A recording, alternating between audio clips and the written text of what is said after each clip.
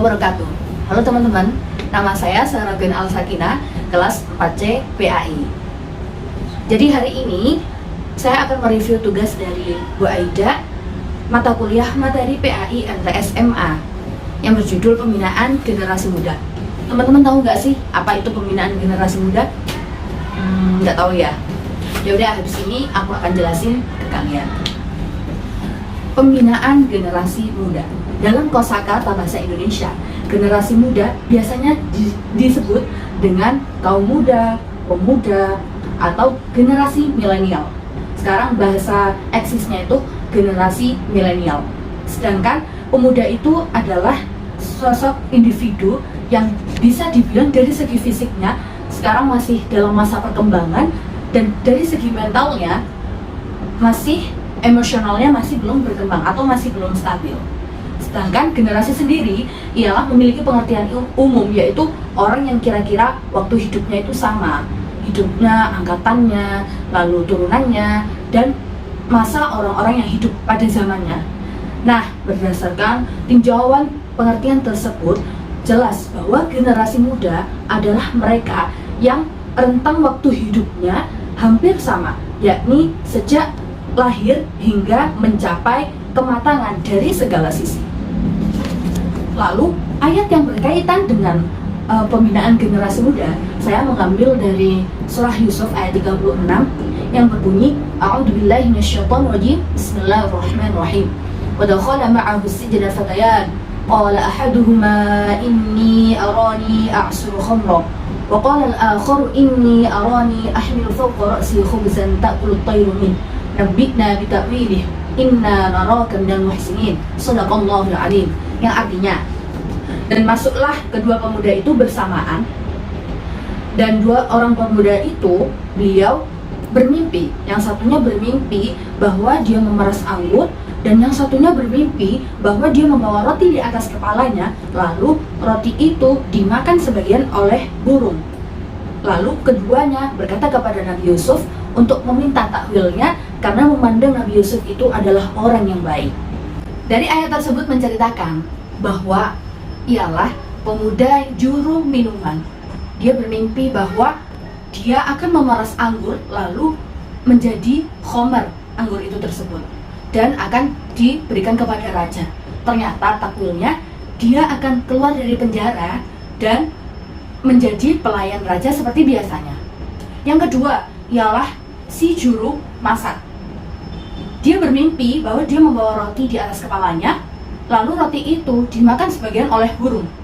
Ternyata takwilnya dia akan keluar dari penjara, lalu dia akan dibunuh dan disalib, lalu sebagian kepalanya akan dimakan oleh burung. Nah, teman-teman, kalian pasti bisa mengambil pelajaran dari dua pemuda tersebut.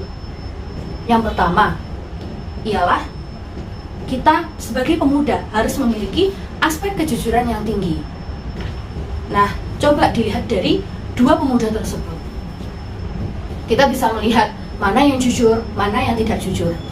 Yang satunya seperti ini, yang satunya seperti itu.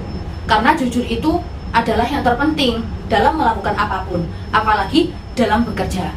Yang kedua, kita harus memiliki sifat patuh terhadap pemimpin. Karena tidak menutup kemungkinan bahwa sebagai generasi muda nanti kelak ke depannya kami semua akan menjadi pemimpin di masa depan. Oke, sekarang pasti sudah paham kan peran pemuda? Ya, lumayan sedikit lah ya. Sekarang saya akan menjelaskan peran pemuda menurut Profesor Quraish Shihab dalam tafsir Al-Misbah. Nah, kita itu sebagai pemuda, kita harus memiliki sifat-sifat berikut. Yang pertama, kita harus mempunyai ketakwaan. Nah, ketakwaan itu ialah modal yang paling utama seorang hamba kepada Tuhannya, agar kita itu tidak terkontaminasi dengan kriminal-kriminal dan bisa membentengi diri kita sendiri. Yang kedua ialah aspek kejujuran. Aspek kejujuran ialah modal yang paling penting untuk melakukan apapun, karena kunci kesuksesan negara ini adalah pemuda yang memiliki aspek kejujuran dan integritas yang tinggi dalam membangun pergerakan. Yang ketiga adalah aspek akidah dan kepercayaan. Nah, di aspek ini kalian bisa mengambil pelajaran dari Ashabul Kahfi. Ashabul Kahfi, beliau ini benar-benar tidak mau mengubah akidahnya. Ketika beliau disuruh untuk berubah, disuruh untuk menyembah selain kepada Tuhan, mereka tidak mau. Nah, kita bisa mengambil dari cerita ibroh dari Ashabul Kahfi. Yang keempat, yaitu taat kepada pemimpin. Kewajiban taat kepada pemimpin itu wajib dipegang setiap masyarakat dan setiap pemuda, karena memang tidak menutup kemungkinan bahwa kita kelak semua akan menjadi pemimpin di masa depan dan menjadi penerus bangsa. Dan yang terakhir ialah menolak kemungkaran.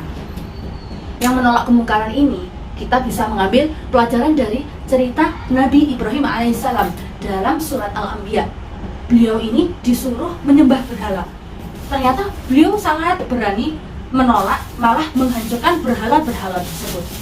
Nah, teman-teman, jadi kesimpulannya dari pembinaan generasi muda ini yang saya jelaskan tadi ialah generasi muda itu sebagai generasi penerus bangsa, dan harapan bangsa membutuhkan pembinaan dari segala aspek. Yang pertama aspek ketakwaan, kejujuran, akidah, lalu aspek dari menaati pemimpin dan menolak kemungkaran. Oke teman-teman ya, cukup sekian dari saya. Semoga yang saya sampaikan itu bermanfaat bagi kalian semua. Dan jangan lupa di like, komen, dan di subscribe. Terima kasih. Wassalamualaikum warahmatullahi wabarakatuh.